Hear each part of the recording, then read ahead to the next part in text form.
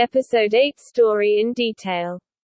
Tae-Mew can't wait any longer, and so he corners Hari, forcing her to voice her rejection. She tells him to go on more blind dates and explains why they could never have a successful relationship, but the more Hari protests, the more her real feelings show. She wants to date him, but she's afraid. Tae-Mew promises that he won't let her fears become reality and holds her gaze, determined to get her to believe his earnestness. As she stares back, it's clear they're on the precipice of something spectacular, and Hari lets herself fall, leaning forward to kiss him. Much like the first kiss between Young Seo and Sung-hoon, this kiss starts off a bit awkward, but then Tae-Mew goes for it. Yes. But, of course, my celebration was premature. Hari has instant cold feet and calls the kiss a mistake. No. Our other couple, however, is settling into the cute, but awkward, beginning stage of dating. They're like babies learning to walk, constantly stumbling and picking themselves back up as they learn more about each other. Young Seo nearly kills Sung-hoon with her first ever attempt at cooking, and Sung-hoon mistakes his posh girlfriend for Sporty Spice and takes her hiking. The hiking trip dissolves into a round of bickering after their mountaintop discussion turns to the topic of Hari and Tae-Mew. Eternally loyal to Hari and unaware of Sung-hoon's childhood relationship with Tae-Mew, Young Seo is annoyed that Sung-hoon takes Tae-Mew's side. She pouts, and stomps off into the woods, where she twists her ankle. Sung-hoon carries her down the mountain, and his chivalry and he-man strength are enough to placate Young Seo's earlier ire. Meanwhile, Tae-Mew decides he's not going to let Hari kiss and run. If she wants to pretend the kiss was a mistake, then he's going to treat it like a failed business deal, and she must pay his penalty fee, with dinner. Of course, this is all just a ruse for him to spend more time with her and, hopefully, convince her his feelings are earnest. And his plan appears to be working. Not only does she find herself staring lustfully at his lips when he takes bites of his dessert, but he puts on a piano performance that reminds her of his perfection. But he knows one dinner and a show isn't enough to conquer her insecurities, so he pays for their meal and recants his earlier offer. Instead of dinner, Tae-Mew says, he wants her to repay him with something more valuable, her time. So for the next date business transaction, he has her meet him at an indoor theme park, where they check off a few rom-com tropes and buy matching headbands. As cute as those moments are, though, their relationship progresses more, once again, over a shared meal.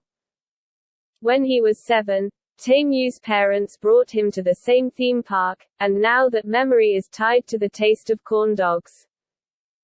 Instead of reacting to his story with pity and shallow platitudes, Hari understands that the memory is rooted in happiness, and Tae-Mew appreciates her reaction, revealing that he can't even talk about those memories with Grandpa. Sadly, their bonding is interrupted by an urgent phone call. Hari's parents are in the hospital. While Mom only sustained a minor grease burn, Dad had to have an emergency appendectomy. Tae-Mew has them moved to a VIP suite, but instead of properly introducing their handsome benefactor as her boss and wannabe suitor, Hari says he's her co-worker. They assume he's Kevin, which leads to some fun dramatic irony as they complain about Hari's new boss who makes her work a lot of overtime. As Tae-Mew escorts Hari home, she apologizes on behalf of her parents and their unkind words. He's forgiving, but he teases that he's disappointed she would talk about him behind his back. And to think, he gave her a discount for stealing a kiss. He claims he's revoking the discount and the full debt of her stolen kiss must be repaid with another kiss. On the surface, Tae-Mew's words sound a pushy, but there's also a playful undertone. It's hard to say if Hari is reciprocating his brand of flirting because, in the middle of protesting, Minwoo swoops in and, unnecessarily, tries to save her. Thanks to some accidental but also kinda on purpose snooping, Minwoo discovered Hari was in a contract relationship with Tae-Moo. So when he sees them bickering, Minwoo immediately assumes Tae-Moo is abusing his power and comes to her defense, punching Tae-Moo in the face. Before they attract the attention of the passing police car, Hari de-escalates the situation and drags Minwoo away, leaving poor Tae-Moo to look after them like a kicked puppy. When they're alone, Minwoo claims he'd have saved her from Tae-Moo's evil clutches if he'd known about the contract earlier. Instead of reacting positively to his protectiveness, Hari counters that it's none of his business who she fake dates. When Minwoo realizes that her defensiveness stems from her genuine affection for Tae-Moo, Minwoo metaphorically kicks her self-esteem, telling her that it would never work out between her and Tae-Moo. Ugh. What a massive underwear stain he is. Luckily, Hari's able to blow off some steam at the company field day, but as much as she'd like to forget Tae-Moo, the universe won't let her. The MVP for the day's activities will win a dinner with Tae-Moo, and Hari overhears her female co-workers gushing about how wonderful it would be to win the prize and share a meal with their handsome boss.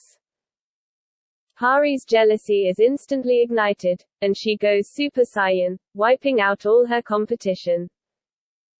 Her victory is short-lived, though, because the field day is followed by a company dinner, and Tae-Moo is noticeably absent. According to Kevin, who knows all the hot company gossip, Grandpa set him up on a blind date with young Seo's competitive cousin Jo Yoo-young, Seo Hye-won. As news of Tae-Moo's blind date sinks in, Hari's jealousy takes root, and she can't ignore it. She hails a cab with the intention of crashing Tae-Moo's dinner. On her way there, she calls him and demands that he ditch his date, and she releases her feelings in a stream of verbiage. When she's done, Tae-Moo reveals that he's been parked outside her home all night, waiting for her to come home. They rush to meet each other and wind up on opposite sides of a pedestrian bridge, where he warns that she shouldn't come any closer unless she's prepared for him to never let her go. She confidently strides towards him, and she grabs his lapel and brings him in for a kiss. That's all in this episode. We'll continue the story in the next video. Hope you like this video. Please subscribe to this channel to get more K-drama